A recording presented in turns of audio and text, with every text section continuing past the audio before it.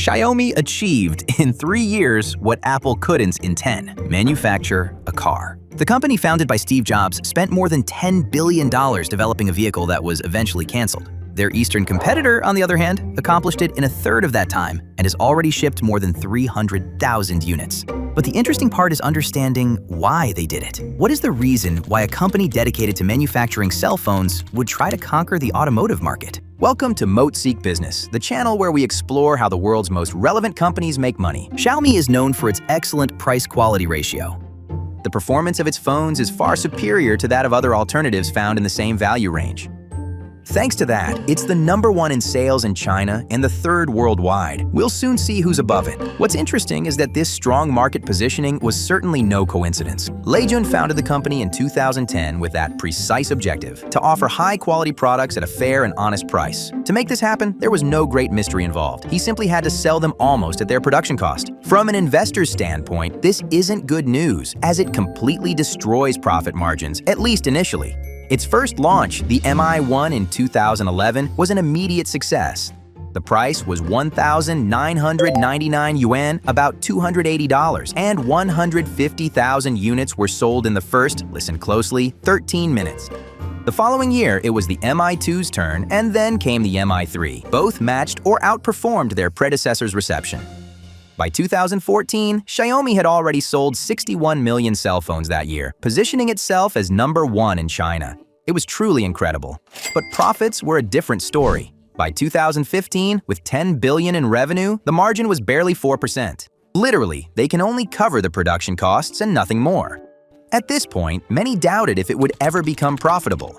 Lei Jun, however, had a very clear plan: to enter the lives of as many people as possible. The time to generate profits would come later.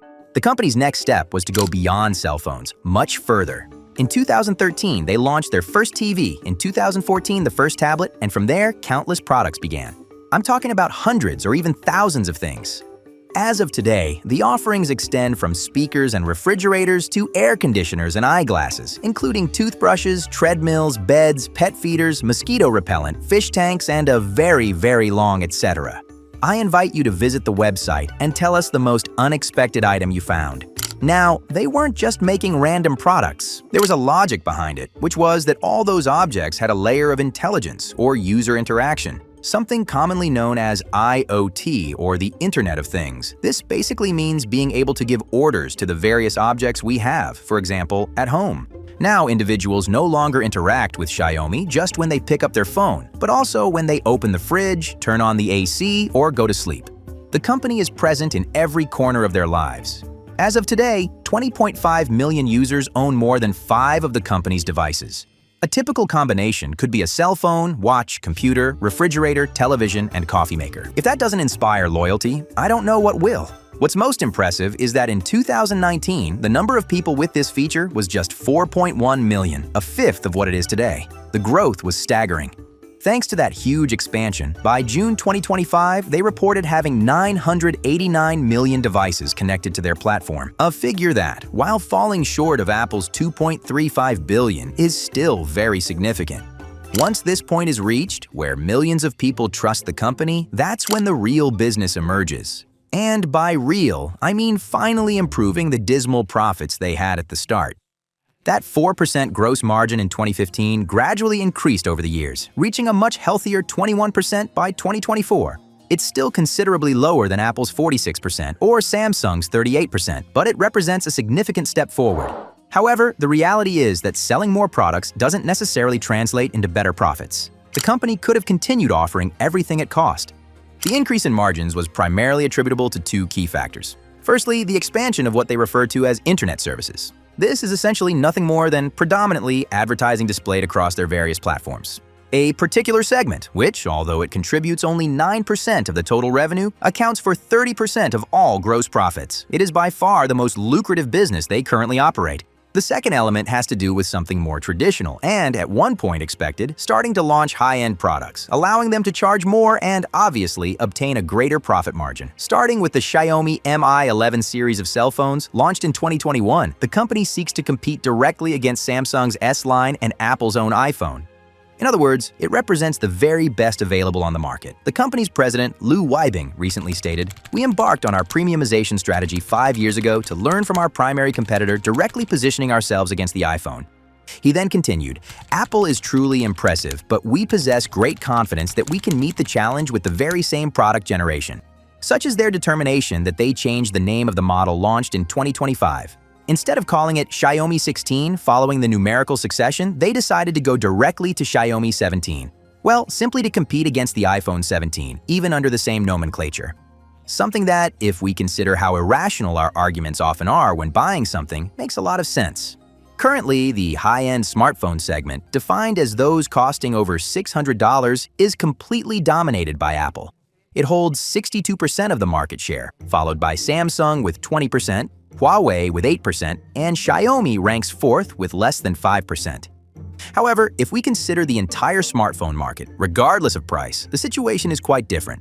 Here, Samsung leads with 19.9%, followed by Apple, and Xiaomi ranks third with 14.7%. This is the ranking I mentioned to you at the beginning.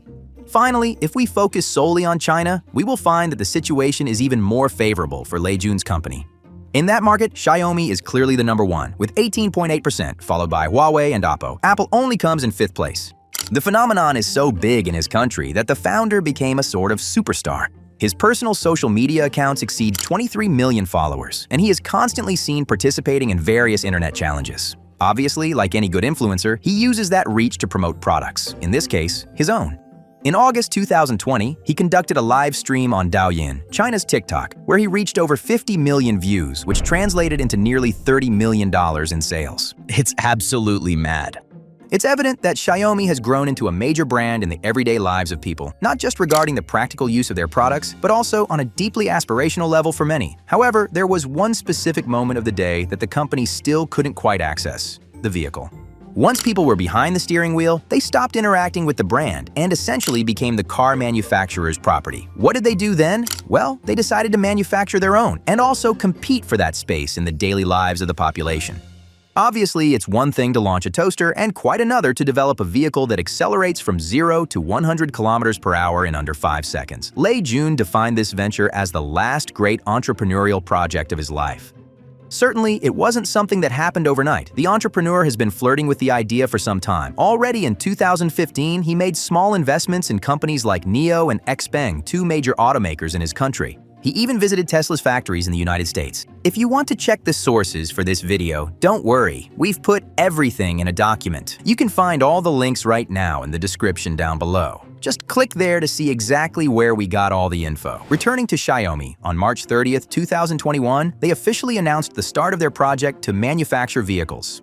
The initial plan was to invest $10 billion over 10 years. Paradoxically, it's the same amount Apple unsuccessfully allocated to develop its own. We also have to be honest and say that the American company didn't simply want to launch a car. It sought to completely revolutionize the industry. They wanted to create something totally different from anything else that has been experienced to date. Xiaomi, on the other hand, started with a much more modest objective: to produce a high-quality product at a competitive price. Basically, the same approach that had worked so well for them in everything they had done up to that point.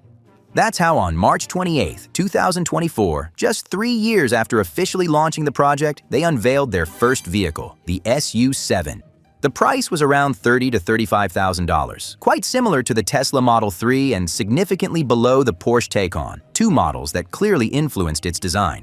The launch was simply a success. They received 89,000 orders within the first 24 hours. According to the company, sales were 3 to 5 times higher than expected. In that first year, a staggering 135,000 units were shipped. The next step arrived in June of 2025 with the release of the YU7 SUV series. Once again, the company shattered all records, generating 240,000 orders in barely 18 hours. Let's bear in mind that orders are one thing, and deliveries are quite a different matter. Due to limited production capacity, the latter usually lags significantly behind the former. As far as shipments are concerned, the goal for 2025 is to reach 350,000 units, tripling the previous year's figure. And the truth is that at the time of recording this video, they are well on their way to doing so. But it's also worth putting these numbers in context, because while the start of this journey is incredible, it's just that, the start.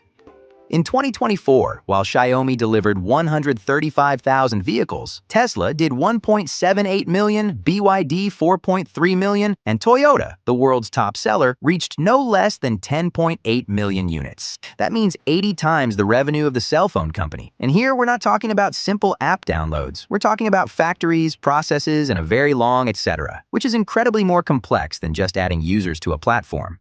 What is clear is that Xiaomi has an incredibly loyal customer base to the brand. Thanks to this new vertical, they've finally managed to close the loop. This framework, defined by them as human, car, home, gives them a level of user contact that no other company in the world has. Currently, the company is no longer just the Chinese Apple, but also the Chinese Google, the Chinese Samsung, and the Chinese Tesla. As for Xiaomi's future, it will be incredibly influenced by two key variables. Firstly, the number of additional people they can bring into their ecosystem, particularly in the rest of the world where there's still a lot of ground for them to cover. And secondly, their ability to keep monetizing that user base with segments that are able to generate even better profit margins. There's no doubt that it will be one of the major companies to follow in the coming years. Don't forget to subscribe and share this video with 3 people for good luck. See you next time.